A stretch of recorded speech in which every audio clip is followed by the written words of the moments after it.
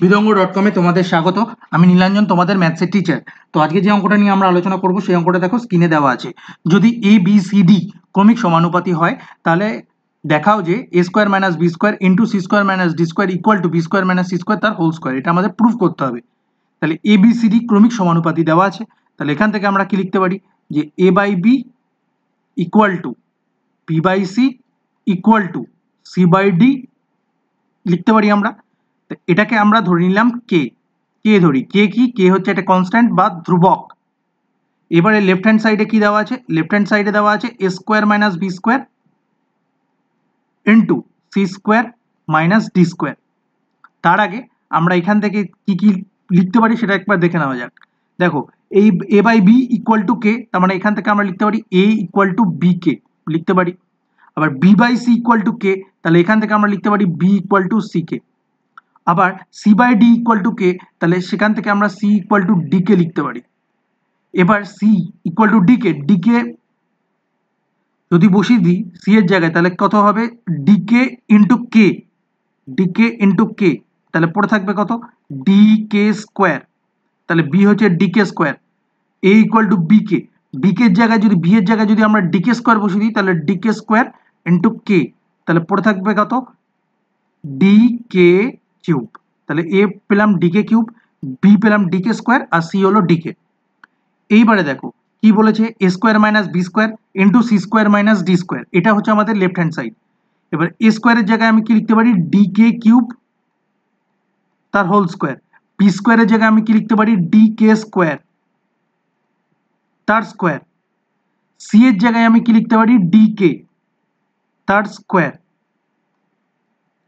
আর D স্কোয়ারের জায়গায় D স্কোয়ারই রেখে দিলাম। এইবারে দেখো, এখান থেকে আমরা কি কমন নেব? যদি ডি স্কোয়ার আমরা কমন নিই, মানে যদি আমরা ডি স্কোয়ার কমন নিই, তাহলে ডি স্কোয়ার কমন নিতে পারি। আর কি কমন নেওয়া যেতে পারে? দেখো এখানে K square K to the power 4 common নিতে পারবো। তাহলে ডি স্কোয়ার কমন নিতে পারবো, কে টু দি পাওয়ার 4 কমন নিতে পারবো। তাহলে পড়ে থাকলো কত? পড়ে থাকলো এখানে কে টু দি পাওয়ার 6। এটা হচ্ছে কে to the power 6। K to the পাওয়ার 6 এর জায়গায় 6 এর থেকে আমরা কে টু দি পাওয়ার 4 যদি নিই, তাহলে পড়ে থাকে K square minus D square into K to the power 4। D square into K to the power 4 এটাই কমন নিয়ে নিয়েছি, তাহলে পড়ে থাকবে 1। এবারে দেখো এখান থেকে আমরা যদি ডি স্কোয়ার কমন নিই, ডি স্কোয়ার কমন নিলাম, তাহলে পড়ে থাকলো কত? K square minus 1। D square into D square কি লেখা যায়? D square into D square লেখা যায় D to the power 4। D to the power 4 into K to the power 4 যেরকম আছে ইন্টু কে স্কোয়ার মাইনাস 1 তার হোল স্কোয়ার। তাহলে এটা আমরা প্রথম থেকে লেফট হ্যান্ড সাইড থেকে পেলাম। এইবারে আমরা আরএইচএস এ যেটা আছে সেটা লিখে নিই, B square minus C square তার whole square, B square minus C square তার হোল স্কোয়ার। বি কত?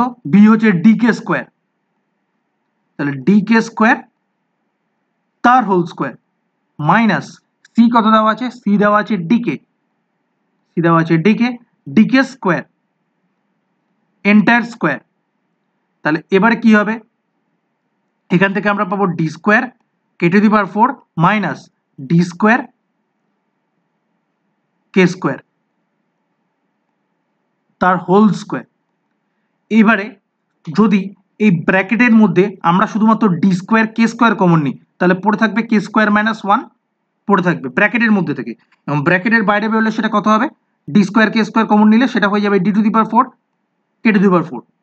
ইন ব্র্যাকেটে পড়ে থাকবে কে স্কোয়ার মাইনাস 1 তার হোল স্কোয়ার।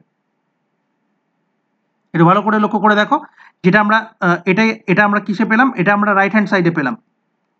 দেখো লেফট হ্যান্ড সাইড সিম্পলিফাই করে আমরা পেয়েছি D to the power 4 K to the power 4 K square minus 1 তার হোল স্কোয়ার। আর রাইট হ্যান্ড সাইড সিম্পলিফাই করে আমরা একই পেলাম, D to the power 4 K to the power 4 into K square minus 1 তার whole square. তাহলে এখান থেকে আমরা কি বলতে পারি? Left hand side equal to right hand side, অতএব প্রমাণিত। বিদঙ্গ.com এই সলিউশনটি দেখার জন্য আপনাদের ধন্যবাদ।